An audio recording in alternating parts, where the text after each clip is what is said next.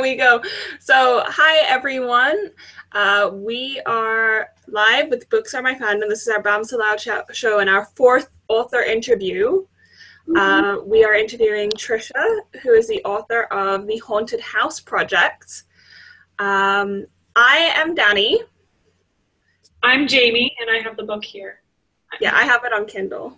Sorry. Because it's been overcast all day today, but I don't have any other light sources. So sorry if I'm like sometimes very pale and then sometimes not. You're gonna do that thing where you like go in and out of like it looks like fireworks in your face and stuff. Yeah, pretty much. Okay, cool.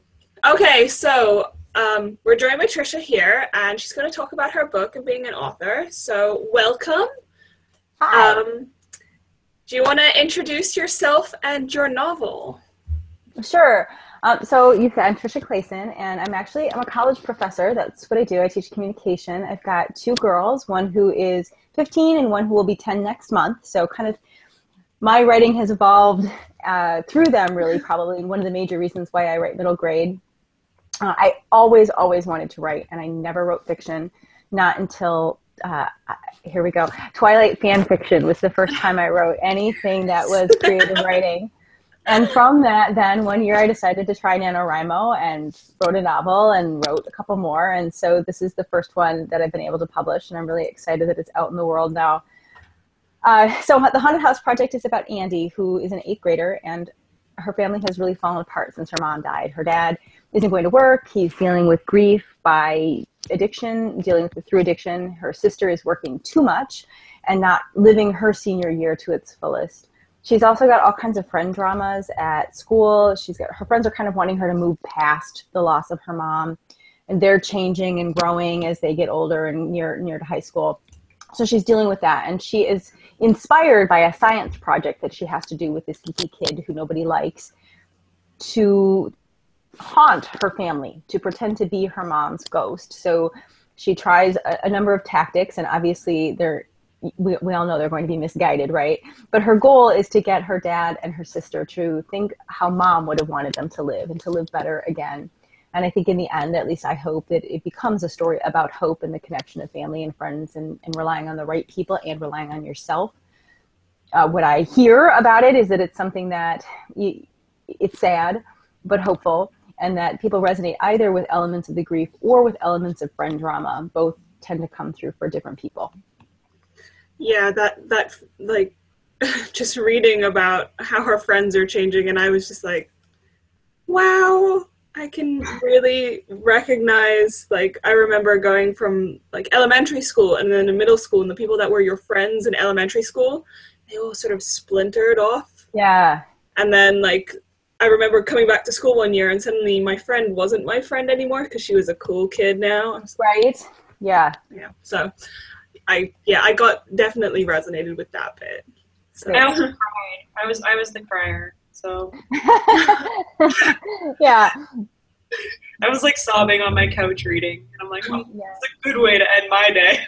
I still cry reading some of the scenes myself too. I do. Yeah. Okay, so just as an FYI, Dani and I will be reviewing The Haunted House Project on BAMF on November 17th, which is Thursday, and you'll be able to also see this video again. So the way that this works is that we're going to start by asking Tricia some questions, and then we're going to open up the floor to you guys to ask questions, and you can do so by using the hashtag BAMFs Aloud, or I'm talking on the actual YouTube page. There's a little chat comment section there. So you can start asking your questions now, and then we'll choose them at random later on in the show. Awesome. Okay, so first question. This is your debut novel, right? Mm-hmm. Yep. Yeah. So what was the best part of the year, your debut year? Well, I mean, the obvious answer is, seeing your book in print is the most amazing thing in the world when it's something you've always wanted to do. It's just an indescribable feeling. But beyond that, I was really fortunate to be a part of the Sweet 16er. So I joined the debut group, and we're all debut authors. And so I've made some great friendships and connections through them. And it's been such a supportive community. We're all flying a little bit blind in this, and having some other people who can help with figuring out publicity and what's our role, and just having other people to vent to has been really great. So I feel blessed to have been able to join that community. Yeah. Yeah. That's good. It's always good when you have like a good community to fall back on, whether it's for support for an actual work thing or if it's just for like the social aspect. And I think Dani and I have both found that even by just being part of like the book community. Mm-hmm. Yeah, and the book community itself is, I think, a pretty darn supportive community overall. And we have our moments, but it's been really, really great for me to have. I mean, and people have become real friends, not just people that are there to support you through the novel experience. Yeah, Jamie. We're friends because of the book community. Yeah. So. Yeah. The book community just, like, for instance, I'm doing an MBA and it gets so stressful, and then I go to book events, and just being around other people that love books as much as I do, it's like the one place I can like really breathe. Mm-hmm. So I love the book community. So that's awesome. Yeah. So yeah. So our next question is, what was the hardest scene to write in the Haunted project? Yeah, I'm not sure. I have to be honest that when I write, I've written everything I've finished has been like through a nanotype experience, a Camp Nano or a NaNoWriMo. So I write in 30 days.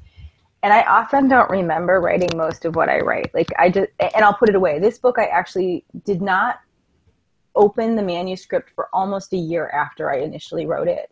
So then I started reading it, and I couldn't even tell you about scenes that I wrote. But I can tell you that when we did the revision process, there were things we had to go back in and add. And then it gets a little bit more challenging because I'm kind of out of whatever mood or moment I was in.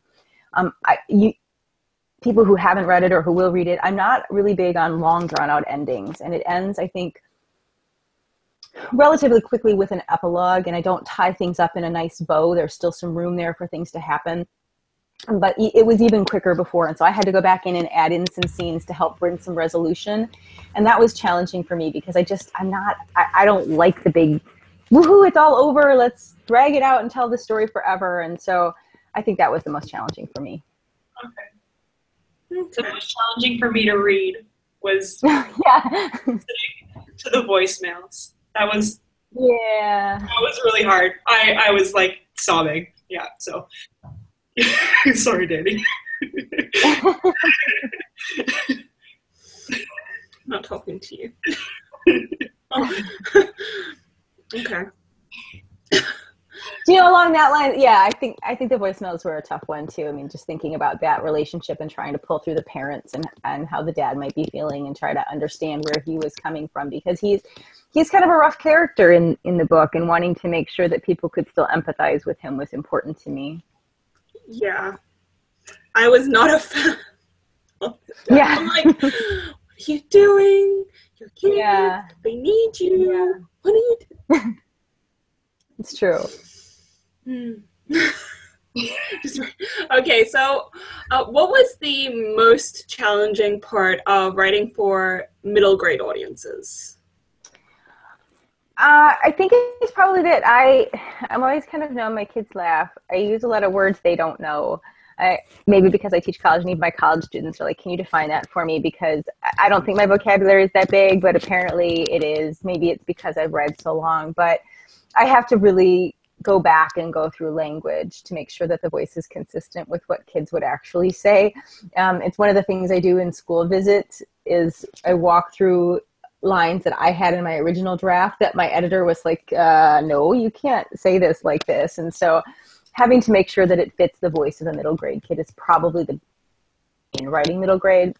But I think that kids get topics well, and I don't think you have to dumb them down too much. It's just making sure it's consistent with a world that they would understand. So even though I was writing about grief, I didn't spend a lot of time thinking, would kids get it or not? I mean, I think our best books are often coming from kids' perspectives, and they're still dealing with issues like race and grief and all kinds of really bad stuff, but kids can process it too. Yeah, I didn't feel like it was dumbed down at all. Like, I really like how it actually sounds kind of like how I thought when I was that age, because you know, when you are that age, you think that you're really grown up anyway. So it's not like you're in your head going, oh, this is so cute. No, you think that you're like as mature as a grown up when you're 13. I remember thinking about pretty heavy stuff at that point, and already understanding depression at that point too. Yeah. Okay. Yeah. I thought it sounded right. And I like how you actually, so you were talking to middle school kids. Were you running lines by them and saying, would you say this? Yeah, that's part of, like, one of the workshops that I do is I'll have lines on the board and I ask them to rewrite it. Like, how would you say it? And some of them are really easy, and some of them, they don't even know the words that I have in the original draft, and so we have to define it and break it down and understand it. But it's a really effective, and the teachers have really liked doing that too, because it's such a simple form of revision, and it can be hard for kids to understand how revision works in the big picture. And if you just go line by line and say, hey, make this sound better, they can do that really well. Yeah, I feel like more authors should do that. Don't you think, Jamie? Yeah, no, that sounds really cool. I would have loved to do that as like an elementary school kid. I'd have been like all over that. I love school visits. They're fantastic. It's that's been my favorite part of this, like the author event type things that you start to try to do. That's been my favorite one to do. Oh, that sounds like fun. I always loved it when authors came, but I don't think I appreciated it as much as I would now. I would love it if an author came to my university. Right? Do a workshop with us, please. Yeah. We never had author events at my elementary school because we were very we didn't either. Yeah. Oh wow. I mean, we had them every now and then, like once a year we'd have an author come, but we were out in China and Japan, so it was kind of hard to get to. Yeah. But I do remember in the American school in China, we had the Scholastic events where they brought all the books. Mm-hmm. Day of the year. Mm-hmm. Yeah, classic book fairs. I've been trying to find that high ever since. That's awesome. Okay. Our next question is, what was your favorite haunt to write? Yeah, I think I liked the whoosh in the dust, and that's probably because I'm the mom, like, you know, so I think about relationships differently, and a part of me really does connect to understanding how Andy's dad felt, and remember that. I know that for most kids, you're reading it and you're thinking, oh, this guy is being such a jerk, I can't believe it. But I really wanted to tap into that. So going back and telling their love story and getting to why that would matter to him, and her trying to think of a way she could spark her dad. And I think about what she would have wanted him to remember most importantly, and that one little word, a little writing in the dusk of whoosh, might spark him to think differently. Yeah, I really liked, like, Andy herself figuring out how to, like, haunt her family the best. So what would be the best for her sister and what would be the best for her father? I really liked how she was very introspective on their relationships that way. And like, and my heart was like, oh, I can't do that. Wow. You know, people said I just wanted to hug her. She needed a hug. Everybody needed hugs in that book, and I was like, full hugs. Yeah. Can I just like share some love for Isaiah? Oh yeah, I love it. He's actually probably my favorite character. He's so cute. Yeah. I'm like the geek kid. So I was like, oh, look at him getting so excited about science. And then he wasn't like, okay, yeah, I went at the beginning when he's like, why do you read this stupid stuff? These are stupid. But then he got really into the whole experiment thing. And I liked how he actually he took her seriously and understood that she sort of needed this in a way. He was so understanding. This kid is going to go so far in life. There's not long ago, sometime in the editorial process, there was a picture of a kid on Humans of New York on the Facebook page, and I swear it is him. I mean, it looks just like him, and I had sent it to my editor and my agent, like, oh my gosh, this is Isaiah right here. And so have him in my head, and I think about him every time I think about Isaiah now. There's a real kid out there. Who is this kid? I swear. Okay, now I have to like go scroll through all of their photos. Yeah, to find it. I can retweet it at some point. Oh, poor him. He's so cute. Okay, next question. This is sort of one of my favorite questions to ask. What was your I am an author moment? Like that moment where you're like, whoa, this is real. Oh my gosh, I don't know. There have been so many times because I think I blogged about this one time where when do you give yourself permission to say I'm an author, right? No, I'm just somebody who writes something sometimes, maybe once in a while. And I think there have been a couple of moments where it stuck. Like the first time I went to a school visit and I walked in and the school receptionist said, "Are you the author?" And I yes, I am the author. I am here. I have the book. But I think probably it's when you see the book on the shelf in a store and not just like the local store who's hosting your event, right? We had just went on a trip to LA. It was a last minute trip and we stopped by the Barnes & Noble in the Grove in LA, which is like a flagship store. And to be able to see my book on that shelf and to be able to sign it there in the store. And then they have the little sticker on there that it says it was autographed. That's a moment that you feel a lot of pride. Oh, I like that how you walked in and they asked, "Are you the author?" I think that would be like a very validating experience. Like it really is. You know, the thing is, I'm used to audiences. I teach communication. I give presentations, so it's just so very different to be on the end of. Yeah, I've been published in academia, like in all kinds of different ways, right? But even in my class, I had a public speaking class, and the day the book came out, I like put it up on the screen. I said, "Oh, look what came out today. I'm really excited." And like they were taking out their cell phones and taking a picture, like, "You wrote a book?" And like, but I also like wrote an academic book. You don't care about that. But it's really neat because people get more excited about fiction than they do nonfiction too. Yeah, well, I think that's because, have you ever tried to read a textbook from like beginning to end? No, and they haven't either, I promise you. Well, with a book, you can just sit there and read it, and it's not like I should be taking notes. That's true. I would say that with academic text, if you get like edited volumes rather than like one person talking about a topic for a very long time, I like the edited volumes ones a lot better. That's just yeah, and that was one that just came out in August. I have a book on gender in YA and children's literature that I co-authored or co-edited with Holly Hassel, and so it's really fun. I have a chapter in there about masculinity in young adult fiction. So Dani and I are going to buy that. Yeah, it's I want to read that. One of those expensive ones. Look for a used one somewhere. Oh yeah, textbooks are so. Oh, those academic ones. They're kind of crazy pricey. I don't understand. I couldn't afford to buy my own book. That is tragic. How do students afford it? I don't know. That's, I guess, financial aid, right? And say when we take out student loans and right. that. Okay, well now that I'm even more sad. I know. Trust me, I'm still paying for mine too. Our next question is, what messages do you try to incorporate into your writing? And do we see any of these within the Haunted House Project? Yeah, I mean, I think it's really important to me, obviously, to have strong female characters. I write about gender. I teach it. I care about it. I want characters who are not just defined by roles and that they can kind of evolve within them. I like to bring characters that are somewhat diverse in and normalize it as much as possible. I mean, Isaiah's Black, and some people don't even realize it, even though there are descriptors there because they pass over that information.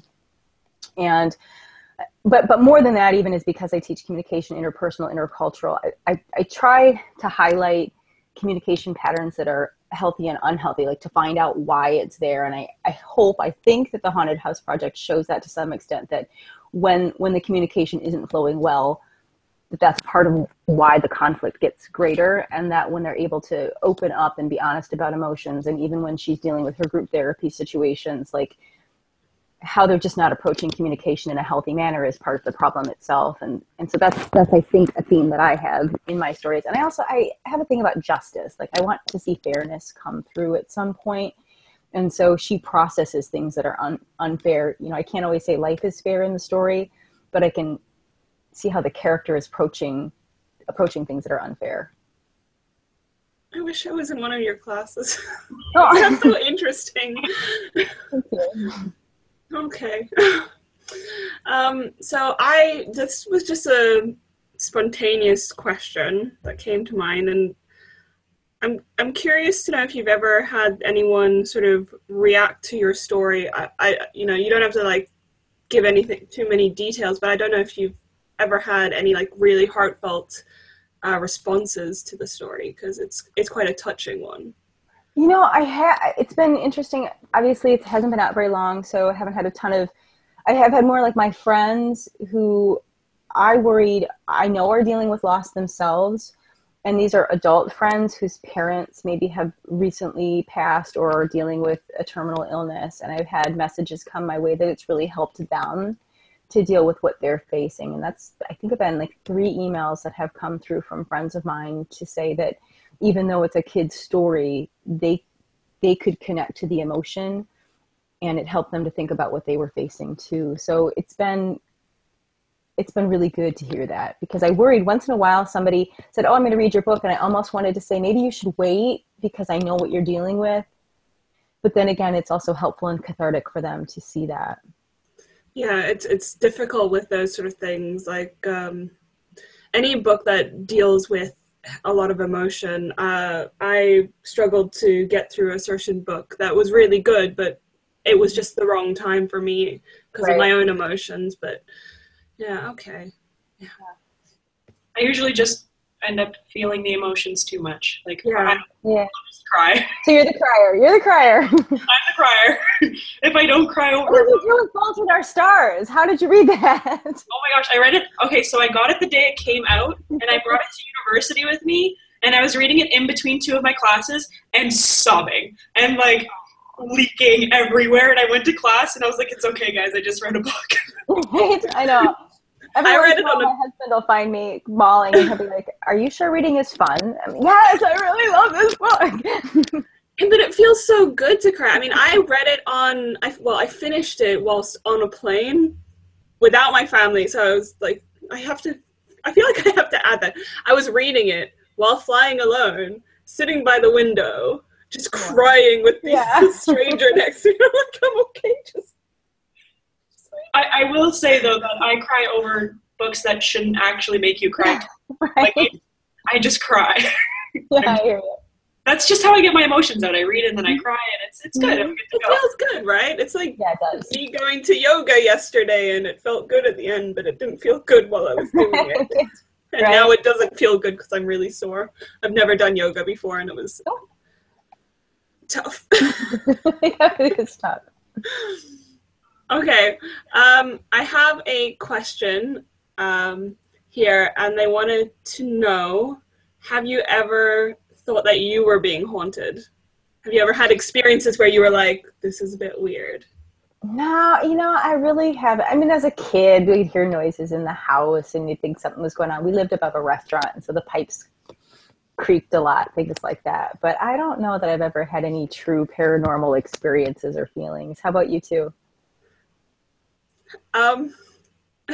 So when I was actually, I think, about 12 or 13, like I think I'm kind of like her in that I don't believe in ghosts, but this was really creepy. Actually, I have 2 stories for you. First one, did you guys ever have a Furby? Or Yeah. you know Furbies, right? Yeah. I had a Furby, and I loved this Furby until it got stuck. Okay? It got stuck with its eyes open and its mouth open.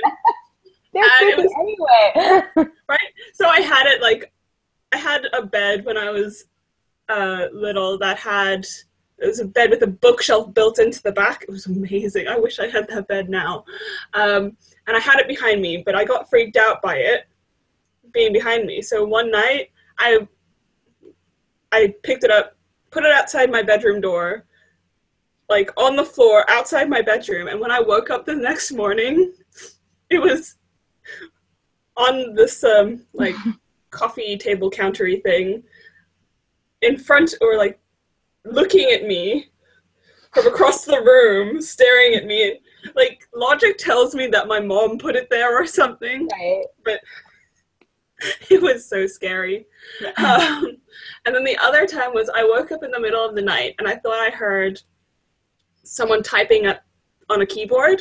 And I went to my bedroom and I opened the door, and on the second floor we had this open plan, like, it's hard to describe, like there were stairs going downstairs and just this open space, and then around the edge there was like a hall and then a second living room where the desk with the computer was. And so I can look out at this desk across the house, and I didn't see anyone there, but I thought I heard typing, and crazy me actually like walked towards it, still hearing the typing, but then I got freaked out and ran back to my room, closed the door. And I mean, I still have those reactions today. Like, logic tells me that there are no creepy monsters or ghosts or whatever, but I still have to close my bedroom door every night because there is that part of my brain that's like, logic doesn't work in the dark. It's true. Jamie, how about you? So when I was really young, well, not really young, I think I was like 6 or 7, my dad started watching the X-Files and Buffy at the same time-ish, so I was watching. But I always assumed that it was like demons or aliens and never ghosts, because that was like the themes of the show. So I think, like, anytime I heard a noise, I was like, oh, it's just an alien. So That's like aliens. That's true. But, and like, as much as I'm really scared of like anything, like I can't watch ghost movies or anything that's normal stuff or anything like that. I was never really scared of the dark or anything like potentially coming to get me. Oh God, I'm getting freaked out just listening to this. I don't know. I was kind of okay if like aliens wanted to abduct me, and like I had issues, but you know. That's funny. So yeah, nothing really stands out that I'm like, oh, this probably was like, you know, my mom doing it, but Right. No, I'm an easy target. I cannot watch scary movies. I cannot read horror novels or anything. I believe it too much. I'm still scarred from watching Paranormal Activity 7 years ago and still think that something is going to grab me by the foot and drag me out of bed. So, like, I'm just like, make sure my feet are covered when I go into bed. It's like, I don't understand how your psyche can work, where it can think that something is going to grab you if you're standing. Like, I can't sleep on beds that have gaps underneath. So I remember when I was little, like 8 or 9, going for a sleepover and someone telling me about how there was a monster that lived under beds and would have like these arms that came up around. I still remember that. But it's like blankets have magical properties that protect you. So as long as you've got a blanket covering you, nothing can get you. There you go. I have a captain's bed, so that's not an issue for me. But I also sleep with my legs hanging over because I get way too hot. No. Way too hot at night. So, yeah, I don't know. If we ever have managed to be in the same place, Jamie, and we have a sleepover, at least I know that you'll go first and your screaming will wake me up so I can get away. If we're having a sleepover at my place in my bed, there's nothing that can be under my bed. Like I have drawers under there. There's books under there. Yeah, I have drawers there now, but still, like, anything can come out of the closet, or you see, my brain just aliens. I bet my brother is watching this and planning things now. Right. He would do that. Yeah. I don't want to go home for Christmas anymore. Oh no. Okay. Another question. Who would you want to be haunted by and why? Oh, I don't know.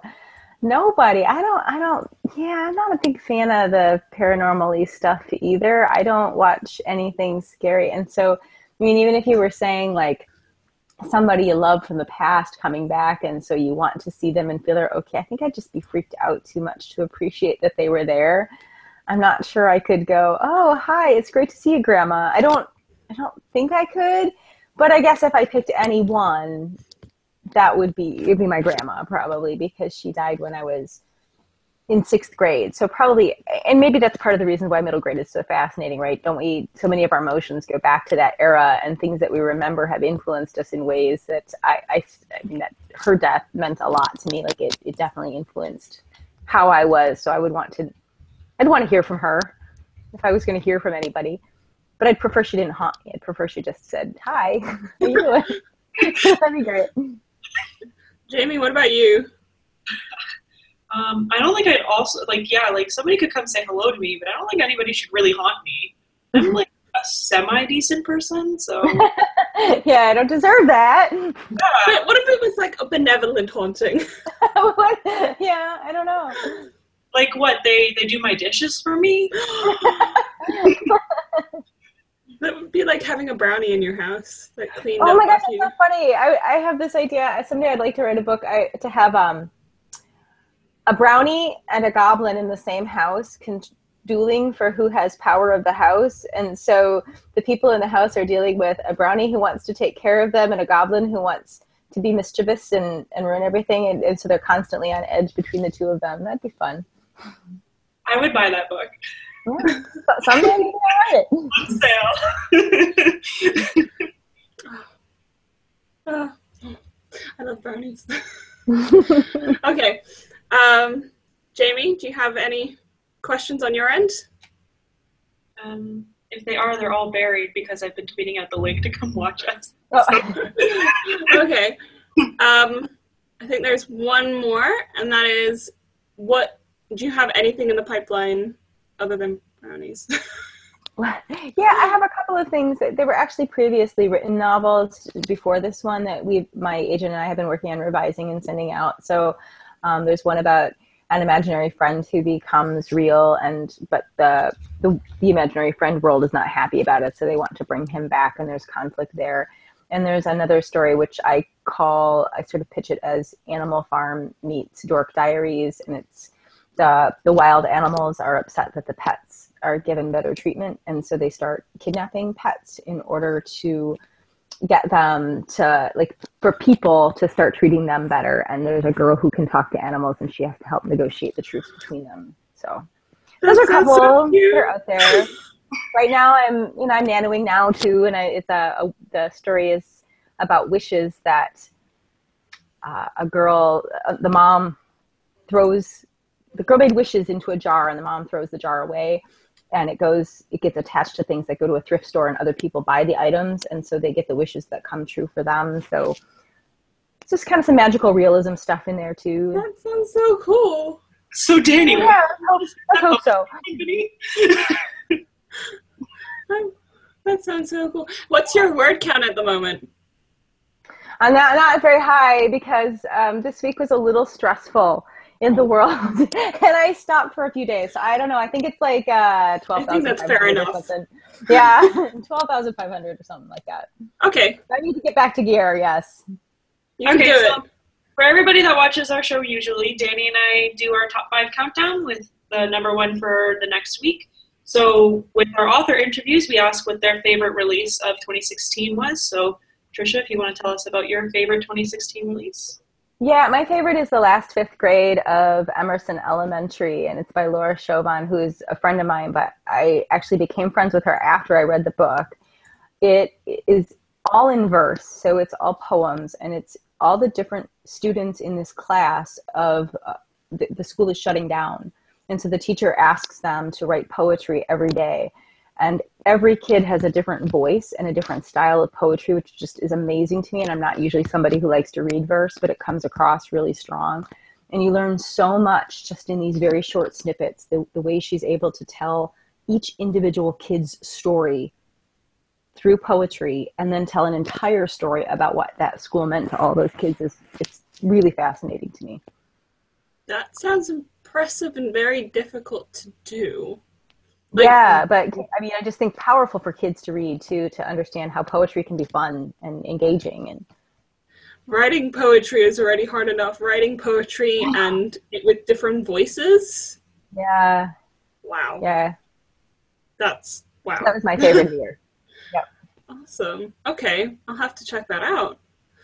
Okay, so a would you rather question. This one, okay, like I get this from a website that gives me random questions, and this is very strange. Okay. Would you rather be a fish looking for his dad, or be a mermaid looking for her legs? So would you rather be Ariel or Nemo? Yeah, that's a really good question. I think I'm going to go with Nemo. And it's in part because we all know what the stories are, right? So I find Ariel a little bit lost herself, and I don't think I'd want to be her because I think she's got the wrong goals in life. And where Nemo is, he's just a good fish who gets lost himself, but he knows where he wants to be, and that's with his dad, and he's able to make friends and relationships and value them throughout his journey. So I think I like where he's headed better. I can't believe I'm just thinking that Nemo is life goals. I have a question. Okay. Could it be Ariel from the original fairy tale? Like the group? Ooh. Because then I'm Ariel. And I'm going There to you stab go. Mofo. You were thinking that I was weird earlier today. Oh, I said you were kind of weird. There's a difference. Kind of weird. Okay. We're all kind of weird, right? Exactly. We can both be dark and twisty in our own ways. Somebody asked me in an interview once, on a scale of 1 to 10, how weird are you? And that's a tough question to answer, right? Because you don't know if they're looking for somebody who's values conformity or not. This is actually, so I only heard about this company because of a case we had to do at school, but I'm guessing you guys know about Zappos. Yeah, part of their interview is on a scale of 1 to 10. And then, that's where the interviewer had gotten the question. And then asked me. And apparently they said that, so this is like inside tip for anyone that wants to work for Zappos. They don't want anyone that's on the low end, like too far on the low end of the scale, but they also don't want anyone that rates themselves as a 10. Right. And they also get you to rate how lucky you are. Like, how lucky do you feel in life? And again, they want people that rate themselves really high. They want really, like, people that believe that they're lucky and they're happy and that they're a little bit out there, but not, like, stay away from them out there. Yeah, makes sense. So their interview process is actually really interesting. I did it as a case study. Oh, there we go. So just the way that they even find the resumes is really cool. But anyway, different. Right off there. Okay. So unless there are any more questions, let me just. No, I'm not. My brother had a question that had nothing. What? Okay, this has got nothing to do with the book, but he wants to know your opinion. So you know Monsters, Inc.? Yeah. Does Mike Wazowski blink or wink? Oh. He blinks. But how does he I don't wink know why. then? I don't know. He just blinks. That's all I see. I don't know. I don't know if you guys can tell anything about what kind of person my brother is from that question, but there you go. It's kind of weird. So, brother, where do you rate yourself on weirdness scale? Actually, it's and all on that note, so thank you so much, Tricia, for joining us. Yeah, thanks for having me. BAMFs Aloud broadcast is next week, November 19th at the same time, and we're going to have Jody Meadows with us. So we're actually reviewing The Orphan Queen, but she's also written a New Soul trilogy. I think that's what it's called, the New Soul trilogy. And she's also one of the authors of the book My Lady Jane, which I reviewed on BAMF maybe a month ago now. So you can check that out. It was like 2 weeks. Was it? I don't think it was a whole month ago. I don't understand time anymore. So thank you for joining us, and we'll see you next week. Yes. Thank you. Bye. Bye.